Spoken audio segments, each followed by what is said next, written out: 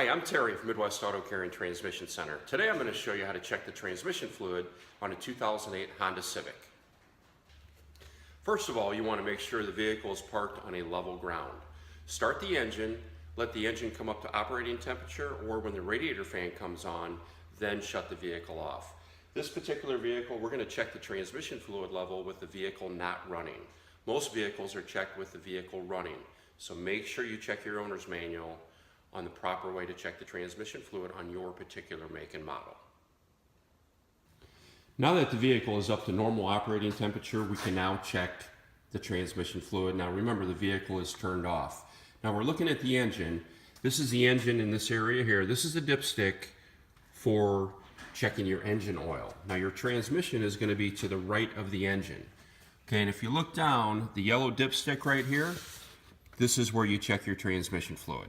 So we're going to go ahead and pull the dipstick out, and we're going to take a look at the level on the dipstick itself. Now I went ahead and turned the dipstick around. I had it upside down, so now you can have a better look at it. Now you can see the fluid levels between the low and the high mark in the crosshatch. That is where it needs to be. This vehicle is set at a good level. No reason to add any fluid at this time. Now keep in mind, not every vehicle you're going to check the transmission fluid the same. Your vehicle may be different than this 2008 Honda Civic. So make sure you check your owner's manual for the correct procedure for your vehicle.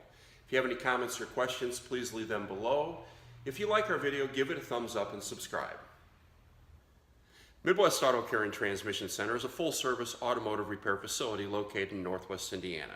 We service the surrounding area of Valparaiso, Portage, Lake Station, Hobart, Merrillville, and Gary.